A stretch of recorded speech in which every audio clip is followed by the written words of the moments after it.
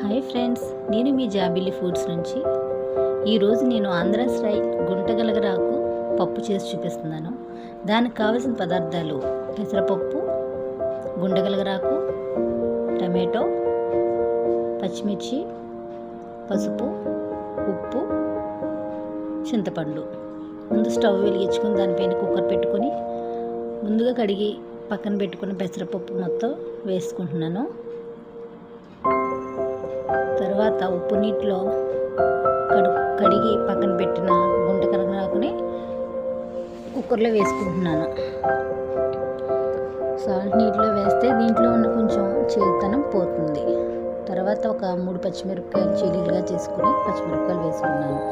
తర్వాత 3 చిన్న size tomato cut చేసుకుని ముక్కలుగా చేసుకుని వేసుకున్నాను. తర్వాత ఒక చిన్న టీ స్పూన్ 2 స్పూన్లు పసుపు వేసుకున్నాను. కల్లుప్పు 1.5 స్పూన్ కల్లుప్పు వేసుకున్నాను. మీకు టేస్ట్కి సరిపడా వేసుకోండి. కొంచెం చింతపండు, నిమ్మకాయ సైజు అంత వేసుకుంటే సరిపోతుంది. మొత్తం అన్నీ కలుపుకోండి కలిసేలాగా.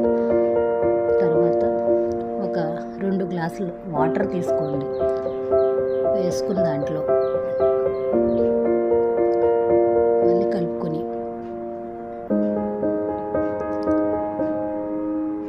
కుక్కర్ మూత పెట్టేసుకోండి.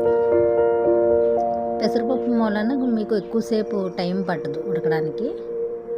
ఒక 2-3 విజిల్స్ వస్తే సరిపోతుంది, ఉడికిపోతుంది. ఎందుకంటే కందిపప్పు టైం పడుతుంది కానీ మనకి పెసరపప్పు పెద్ద టైం పట్టదు, దానివల్ల త్వరగా ఉడికిపోతుంది.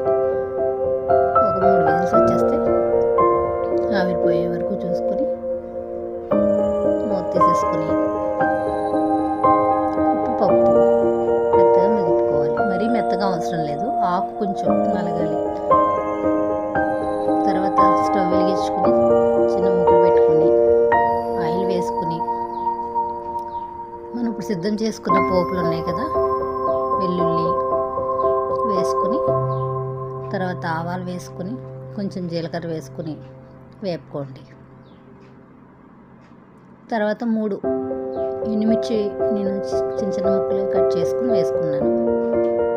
తర్వాత కొంచెం 3 రెమ్మలు కరివేపాకు, లేతదైతే బాగుంటుంది, అది వేసుకుని కలుపుకున్నాను. బాగా కలిసిన తర్వాత లాస్ట్లో కొంచెం ఇంగు వేసుకొని మనం పక్కకు పెట్టుకున్న పప్పులో ఈ పోపునంతా వేసేసుకోవాలి. మంచి కమ్మగా ఉండే గుంటగలగరాకు పెసరపప్పు చాలా బాగుంటుంది. వేడివేడి అన్నంలో నెయ్యి వేసుకు తింటే చాలా బాగుంటుంది. మీకు ఇలాంటి వీడియోస్ ఇంకా కావాలనుకుంటే ప్లీజ్, నేను కొత్తగా ఛానల్ స్టార్ట్ చేశాను, నన్ను ఎంకరేజ్ చేయండి, సబ్స్క్రైబ్ చేయండి.